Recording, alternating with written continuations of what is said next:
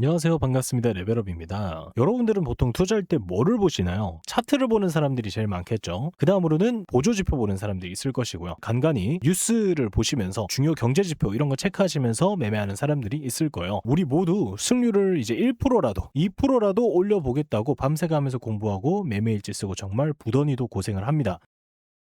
그런데요, 사실은 이 승률이라는 게 투자 환경에 의해서 크게 좌우된다는 사실을 알고 계셨나요? 가장 간단한 예를 한번 들자면요. 요런 상승장에 초보자들이 많이 들어오죠. 그 초보자들이 들어와서 수익을 내고요. 돈도 많이 벌고 하면서 본인이 뭐 대단한 재능이 있는 줄 알고 착각하게 되는 케이스 많이 봤을 거예요. 뭐 커뮤니티에 나 얼마 벌었다, 1,000만 원으로 10억 만들었다 이렇게 글 올리는 거 말이죠. 요거는 반대로 말하자면 평범한 초보들도요. 본인이 투자의 귀재인 줄 알고 착각하게 만드는 게 바로 요 투자 환경입니다. 쉽게 얘기해서 밤새 가면서 공부하고 매매일지 쓰고 뉴스 보면서 열심히 보는 방법 배우면서 승률 1%, 2% 올리는 것보다 투자 환경에 대한 공부를 조금만 열심히 하면은 승률을 10%, 20% 이렇게 비약적으로 올릴 수가 있다는 거죠. 그러면 투자 환경이 좋고 안 좋고를 정하는 기준에 대해서 먼저 알아보도록 하겠습니다. 일단은 투자 환경에 제일 큰 영향을 끼치는 거는 유동성이에요. 시장에 유동성이 많으면 어떻게 되냐? 호재에 예민하게 반응을 하게 되고 악재가 나와도 둔감합니다. 시장이 조그마한 탄력만 받아도 상방으로 빵빵 튀어주게 돼요. 반대로 시장의 유동성, 즉 돈이 적으면요. 시장은 호재에 둔감해지고 악재에 예민해져서 조그마한 악재가 나와도 시장이 훅 떨어져 주게 됩니다. 이 유동성은 어떻게 확인을 해줄 수가 있냐면 글로벌 M2 차트 등을 통해서 확인할 수가 있는데 M2는 간단하게 얘기해서 통화량, 시장에 돈이 얼마나 풀렸냐를 보여주는 차트거든요. 보시면 지금 요 초록색 차트가 글로벌 통화량 차트고요. 흰색 차트가 비트코인 차트입니다. 유동성이 떨어질 때 비트코인도 같이 떨어지고요. 유동성이 오를 때 비트코인도 같이 올라주고 뭐 이렇게 커플링 되는 모습을 보여주고 있죠. 이런 친구들은요. 큰 틀에서의 투자 환경을 결정을 하게 됩니다. 예를 들어서 유동성이 줄어드는 시기일 때는요. 숏 배팅, 하락 배팅이 유리하고 승률이 높고요. 유동성이 늘어나는 시기일 때는요. 롱 배팅, 상승 배팅이 승률이 높습니다.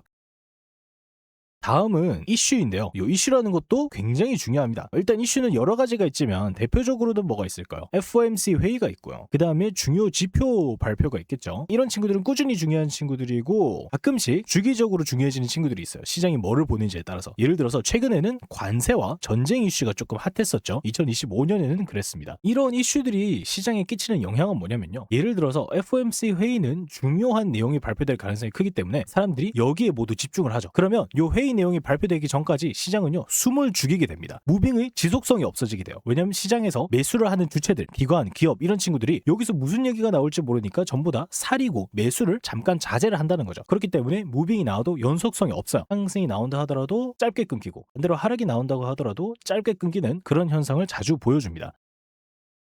자, 그리고 악재가 있을 때는 그 악재가 해소가 됐는지 안 됐는지를 확인하는 것도 정말 중요한데요. 대표적으로 지금 10월 10일 날에 비트코인이 이렇게 급락을 했고 그 이후로 계속해서 떨어지고 있죠. 이 이유가 이제 비트코인을 매수하던 기업들에 대한 제재가 가해졌기 때문인데 이렇게 되버리면은 비트코인의 매수 주체 중 하나를 잃어버렸기 때문에 시장이 계속해서 하락을 하는 수밖에 없습니다. 그리고 이런 하락세를 쉽게 이겨내주지 못하는 이유가 이때 시작됐던 악재가 아직도 해소되지 않아서 그래요. 시장의 매수 주체가 다시 돌아와야 오를 수가 있을 텐데 이 친구들이 계속해서 약세 흐름을 보여주고 있기 때문에 시장은 계속해서 좀 안 좋은 분위기를 가져가는 거죠. 이런 악재가 해소되어야 다시 시장이 탄력을 받을 수 있고 좋은 흐름으로 이어질 수가 있습니다.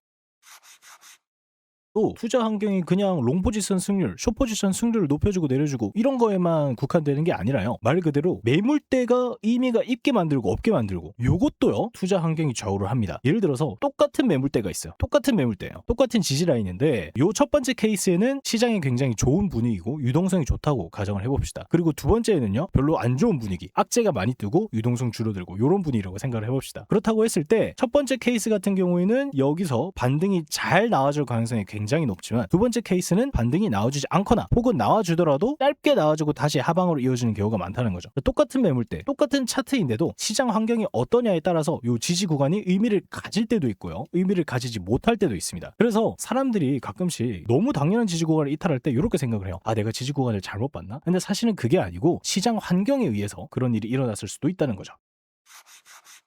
그러면은 지금 시장 상황을 마저 보겠습니다. 일단은 요때 제가 아까 말씀드렸던 DAT 기업들의 악재가 생겼고요. 그 다음에 자금 유입이 급감이 됐습니다. 요 친구들이 시장을 올려준 주체 중 하나인데 얘네들이 지금 한 대 맞았으니까 쉬고 있으니까 당연히 그만큼 상승세가 없을 수밖에 없죠. 매수세가 없을 수밖에 없어서 계속된 하락세 보여주고 있고요. 거기다가 장기 보유자의 매도세도 굉장히 가속되고 있는 모습입니다. 그렇기 때문에 큰 그림에서는 지금 비트코인이 굉장히 약세 흐름을 가져갈 수가 있죠. 그럼 이제 큰 그림에서의 흐름을 한번 봤고요.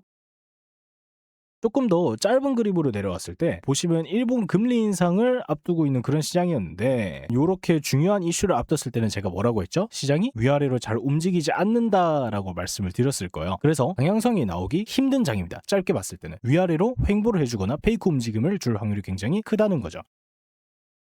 그리고 미국의 금리 인하도 빼먹을 수가 없는데 미국의 금리 인하 때문에 투자 환경이 괜찮아지는 거 아니냐 하실 수도 있어요. 그런데 금리 인하가 통상적으로 시장에 반영되려면 최소 2개월에서 3개월 정도가 걸립니다. 그런데 미국의 금리 인하는 9월 달에 한번 해줬고요. 10월 말에 한번 해줬고 마지막으로는 12월에 한번 해줬잖아요. 얘네들이 다 시장에 반영되려면은 시간이 걸린다는 거죠. 종합적으로 봤을 때 아직 악재가 살아있는 상태고 단기적으로도 방향성이 나오기 힘든 그런 시장이고 호재 같은 경우는 시장에 반영되려면 내년 2월쯤엔 되어야 되니까 중기적으로 우리는 어떤 스탠스를 가져가야 될까요? 바로 하락이 우위이며 시장의 방향성이 정해지지 않았을 가능성이 높기 때문에 당분간 정해지지 않을 가능성이 크기 때문에 무조건 포지션 단타를 들어가서 짧게 하루 이틀 정도 짧게 치고 나오는 게 유리한 포지셔닝이라는 거죠.